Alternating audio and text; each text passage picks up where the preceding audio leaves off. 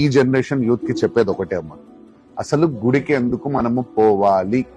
ఈ question first అందరి మైండ్లకి రావాలి. అసలు గుడిలో ఏముంటది? దేవుడిని ఎందుకు ప్రతిష్ట చేస్తారు? అక్కడ ధ్వజస్తంభం ఎందుకు పెడతారు? ఇంత ఆలయం ఎందుకు కట్టింది?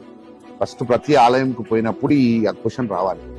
కానీ టెంపుల్ అంటే ఒక గొప్ప సైన్స్ ఉందమ్మా. కొన్ని వేల సంవత్సరాల కిందనే మన దగ్గర టెంపుల్స్ కట్టడం. చెప్తున్నా, మనము తెలుసుకోవాల్సింది సైన్స్. ఇప్పుడు ఇంత ప్రశాంతంగా ఉంటది ఇక్కడ ప్రతి ఆలయంలోకి వచ్చి. ఎందుకు వస్తుంది ప్రశాంతత? పాజిటివ్ ఎనర్జీ ఎందుకు ఉంటది? ఇక్కడ మిషన్స్ పెట్టాము మనం, పెట్టలే కదా. ఎక్కడి నుంచి వస్తుంది? నేచురల్ గా వస్తుంది. ఎందుకు వస్తుంది? ఇక్కడ ఒక ఏదో పవర్ అంతే. ఎక్కడి నుంచి వస్తుంది?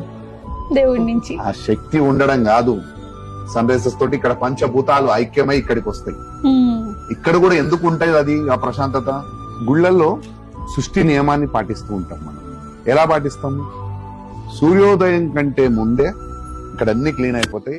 ఆ సూర్య కిరణాలతో పాటు పంచభూతాలు ఐక్యమై ఆ శక్తి ఇక్కడికి రావడం జరుగుతుంది. ఇక్కడ ఆల్రెడీ ఒక గర్భగుడిలో ఉన్న ఆ శక్తి స్వరూపాన్ని ప్రాణ ప్రతిష్ఠ అంటారు. అక్కడ ఒక శక్తి ఉంటది. ఆ శక్తి ఈ పంచభూతాలు ఐక్యమై ఆ సూర్యుడితో కలుపుకొని ఆ శక్తి రెండు ఏకమైనప్పుడు పంతులు గారు చదివే మంత్రాలతోటి ఆ శక్తి పెరుగుతా ఉంటది ఇక్కడ జరిగే క్రియతోటి. దాని వలన దాని నుంచి గర్భగుడి నుంచి పైన ఉన్న కలుషం ఉంటది ఒకటి. ఆ కలుషం నుంచి ధ్వజస్తంభానికి లింక్ అవుతుంది ఆ శక్తి. ఆ పాజిటివ్ ఎనర్జీ అంతా ఈ సరౌండింగ్స్ అంతా కూడా ప్రశాంతంగా వాతావరణం ఉంటుంది. సో గుడిలోకి ఎంటర్ కాగానే మన మైండ్ రిలాక్స్ అయిపోతుంది. గుడి చుట్టూ ప్రదర్శనలు చేయమని చెప్తారు, మనకు చెప్పులు లేకుండా చేయమంటారు. ఎందు గురించి అంటే భూమితో మనకు కనెక్షన్ ఉండడానికి.